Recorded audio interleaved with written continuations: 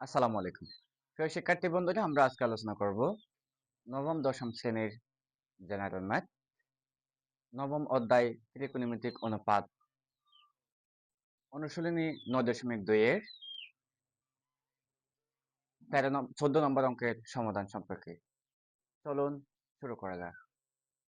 প্রিয় শিক্ষার্থী বন্ধুরা, আপনারা দেখতে পাচ্ছেন 14 নম্বর অঙ্কে বলা হয়েছে দেখাও যে cos 60 degree into cos 30 degree plus sin 60 degree into sin 30 degree equal cos 30 degree, অর্থাৎ বাম পক্ষ সমান ডান পক্ষ পেতে হবে আমাদেরকে, তাই তো?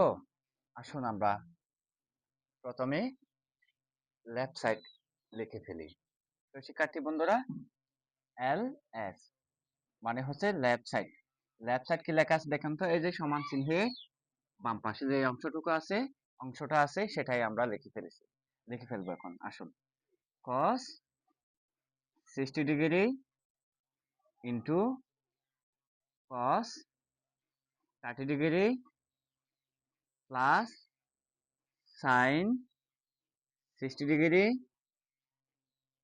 Into sin 30 degree. তো শিক্ষার্থী বন্ধুরা, আমরা এখন লেফট সাইড লিখে ফেলেছি। এখন আমরা মান বসাই দেব।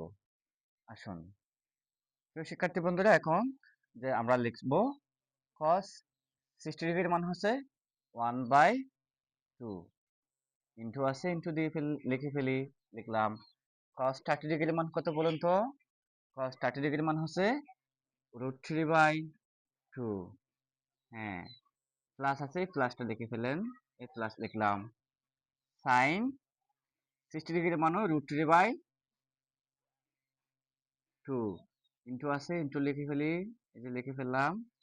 এখন sin 30 ডিগ্রির মান 1/2 লিখে ফেলেছি। 1/2। হ্যাঁ, তাহলে এখন আমরা লিখতে পারি মান বসিয়ে।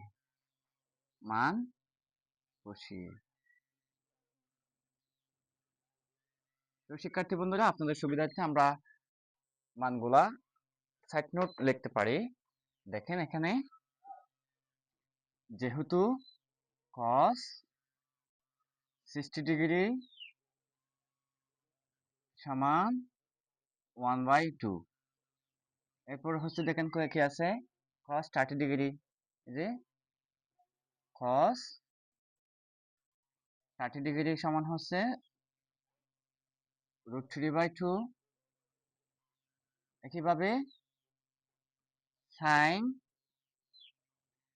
60 ডিগ্রি সমান √3/2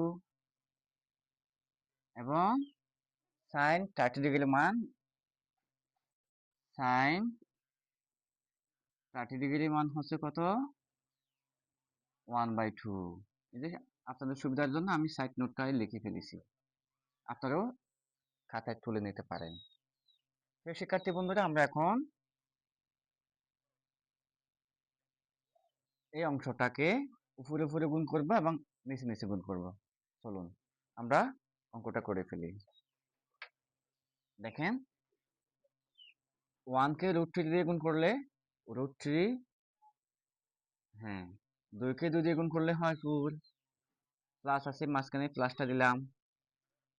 একইভাবে √3 কে 1 দিয়ে গুণ করলেও √3 থেকে যায়, √3 লিখছি। তারপরে দেখেন, এখানেও ফার্স্ট হচ্ছে 2 × 2, অর্থাৎ 2 কে 2 দিয়ে গুণ করলে 4। দেখেন তো, এখন আমরা কি করব? এটা হচ্ছে ভগ্নাংশের যোগ। ভগ্নাংশের যোগের সময় হরের লসাগু নিতে হয়।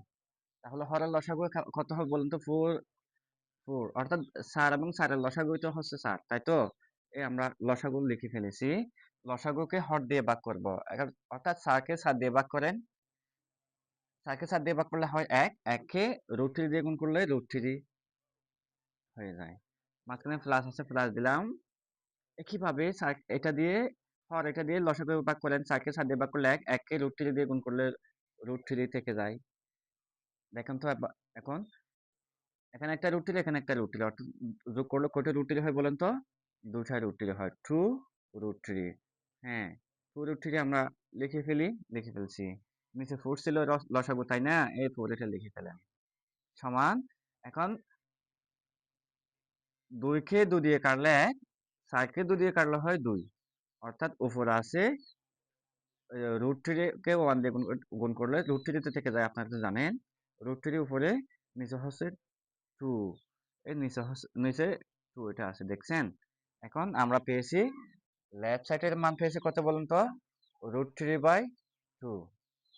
আসুন আমরা এখন রাইট সাইড করে ফেলি, যে আর এস, অর্থাৎ রাইট সাইড সমান কত লেখা আছে দেখেন তো এখানে, যে cos 30 ডিগ্রি, যে cos 30 ডিগ্রি লিখে ফেলেছি। এরপরে cos 30 ডিগ্রির মান কত বলুন তো? হ্যাঁ, নিশ্চয় cos 30 ডিগ্রির মান হচ্ছে √3/2, √3/2। এখানে লেখেন মান বসিয়ে। প্রিয় শিক্ষার্থী বন্ধুরা, দেখুন তো আবার লেফট সাইড এবং রাইট সাইড একই মান আসছে কিনা? হ্যাঁ, একই মান আসছে, অর্থাৎ সমান। তাহলে আমরা লিখতে পারি অতএব আর অতএব L S equal R S should, এই দেখাতে বলছো তাই না? শুড দেখানো হলো। সুতরাং বামপক্ষ সমান ডানপক্ষ দেখানো হলো। তো শিক্ষার্থী ভাই বোনেরা, আপনারা বুঝতে পেরেছেন, এভাবে ইজিলি আপনাদের সকল অঙ্ক করতে পারবেন এই অধ্যায়ে।